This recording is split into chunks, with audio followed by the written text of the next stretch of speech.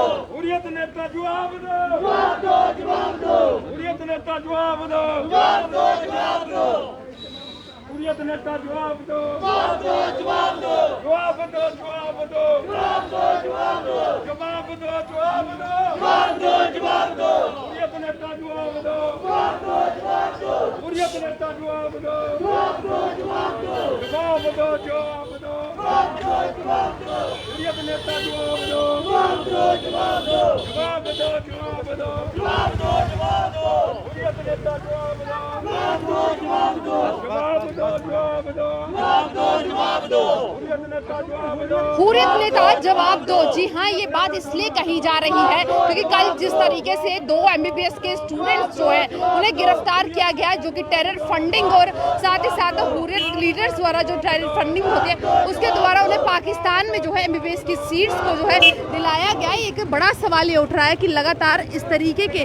जो वाकया सामने आ रहे हैं वो कहीं ना कहीं शर्मनाक हैं और कई सवाल जो है वो खड़ा कर रहे हैं। अगर बात की जाए तो एक बात ये समझ नहीं आती कि MBBS और इंजीनियरिंग के नाम पर करोड़ों रुपया जो है कश्मीरी लोगों से लिया जाता है और यही पैसा जो है बाद में टेरर फंडिंग के लिए चलाया जाता है। जी हाँ, और ये कहीं ना कहीं, और आप सामने देखें तस्वीरों में कि किस तरीके से आज जम्मू में इस पर गुस्सा फूटा है। शिवसेना डोगरा फ्रंट के कार्यकर्ता यहाँ पर हुर्रियत लीडर्स जो है उनके पोस्टर्स यहाँ पर जलाते हुए और कहीं ना कहीं अपना गुस्सा, अपना रोष यहाँ पर व्यक्त करते हुए, क्योंकि जिस तरीके से बात हो रही है कि टेरर फंडिंग पर नकेल कसी जाएगी, टेरर फंडिंग पर रोक लगाई जाएगी, और जब इस तरीके के वाकया पेश आते हैं तो वो कहीं ना कहीं कई बड़े सवाल जो हैं वो खड़े कर देते हैं। क्योंकि जिस तरीके से नकेल कसने के लिए जम्मू कश्मीर सरकार ने जो है ये साफ किया कि टेरर फंडिंग को लेकर जो है कई अहम कदम उठाए, और वहीं अब जो है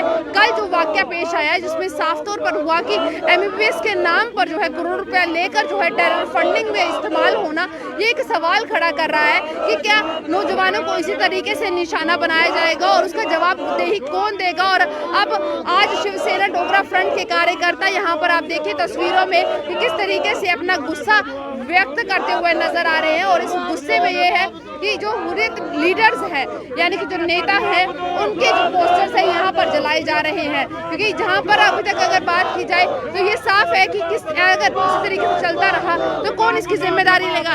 अशोक जी, जिस तरीके से अगर बात की जाए तो ये जो कल सामने आया है, इस पर आप क्या मानते हैं कि अभी तक जो नकेल कसनी चाहिए थी वो नहीं कस पाई है? सवाल इस बात का नहीं है, सवाल इस बात का है जो कश्मीरियों के नाम से पैसे इकट्ठे करते रहे, कश्मीरियों से MBBS के नाम से और इंजीनियर के नाम से उनके हथियार खरीदते रहे, पाकिस्तान उनको वो पैसे वापस देता रहा। जिस पाकिस्तान को वो अपना समर्थक समझते थे उन्हीं से हथियार खरीदे और उन्हीं हथियारों से कश्मीरियों को मारा। प्रश्न ये है, प्रश्न है कश्मीरियों से पैसे लेकर के कश्मीरियों को मार दिया गया, और महबूबा मुफ्ती कहती है कि कश्मीर के साथ बातचीत होनी चाहिए।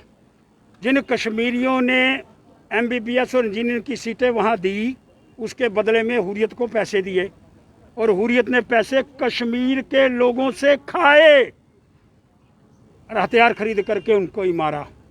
ये कोई कश्मीरियत नहीं है। असली चेहरा हुर्रियत के सामने आ गया है। बिल्कुल आज स्पष्ट हो गया कि हुर्रियत एक फ्रॉड है, हुर्रियत एक गंद है, हुर्रियत एक कश्मीरियों के विरोध के अंदर है, और उस हुर्रियत ने कश्मीरी बच्चों के नाम से पैसे खा करके कश्मीरी को ही मारने का प्रयास। पकड़ाते हुए बंदूक पकड़ाने की कोशिश थी हुर्रियत। एक तरफ उनको कलम दी, दूसरी तरफ बंदूक दी, कलम छूट गई, बंदूक चल पड़ी, और उन लोगों ने ही वहाँ उग्रवादियों को पैदा करा। और वो जो कश्मीर का नाम लेने वाली महबूबा मुफ्ती, आज कश्मीर के नेता नेशनल कॉन्फ्रेंस वाले हों, कांग्रेस वाले हों, PDP वाले हों, आम आदमी पार्टी आम, आज वो भी कुछ बोलने का प्रयास नहीं कर पा रहे हैं। आज उनको बोलना चाहिए ना, ये गलत हुआ है। क्या वजह रही होगी ना बोलने की? क्योंकि उनके सामने खड़े होने का कोई दम नहीं पड़ता, लेकिन सरकार के अंदर आज इतना दम है कि सरकार छोड़ने वाली नहीं है। आपको लगता है कि अब वक्त आ गया है कि इन सभी नेताओं को जेल के अंदर डालने का? इन सभी नेताओं को तिहाड़ जेल और वहाँ से कभी बाहर नहीं आना, वैसा प्रबंध। और जम्मू कश्मीर की जेल के अंदर कोई नहीं जाएगा, सारे तिहाड़ जेल में बंद होने चाहिए, क्योंकि यही एड कर रहे हैं कश्मीर को, यही कश्मीरियों को मार रहे हैं। जो कश्मीरियत के नाम की बात करते थे, जो कांग्रेस पार्टी का चीफ आज तक नहीं बोला कि पैसे मीर ने बोलना चाहिए था, वो नेशनल पार्टी है कि पैसे खाने वालों के विषय के अंदर कार्रवाई होनी चाहिए, कोई नहीं बोला। मैं अशोक जी तमाम नेताओं की हत्या की साजिश रची जा रही है, टारगेट किलिंग की जा रही है, उसमें तो पूरी तरह से ट्वीट करते हैं जो तमाम ट्विटर पर नेता एक्टिव हैं, लेकिन अगर इस तरह की गतिविधि होती है तो कोई क्यों नहीं ट्वीट करता? देखिए हुर्रियत का प्रश्न है, हुर्रियत को कोई नाराज करने का प्रश्न नहीं करना चाहता। हुर्रियत जो है उसको वो अपना नेता समझते हैं, लेकिन है देशद्रोही। वो देशद्रोही अब चलने वाले नहीं है। उनकी जगह इस्लामी को भी सपोर्ट किया था और कहा था कानूनी तरह से पूरी मदद दूंगी। अरे महबूबा मुफ्ती की अपनी मदद उसकी माँ की कोई नहीं कर रहा, तो उसको कौन मदद देगा भाई? अब उसकी माँ बड़ी प्रॉब्लम के अंदर है, तो उसको वो हुर्रियत वालों को मदद देगी? वो कभी देने का प्रयास नहीं करना चाहती है। इसलिए मैं मांग कर रहा हूँ, इनको तिहाड़ जेल फेंको और इनको अंदर रखो, आराम से वहाँ इनको बाहर मत निकालो।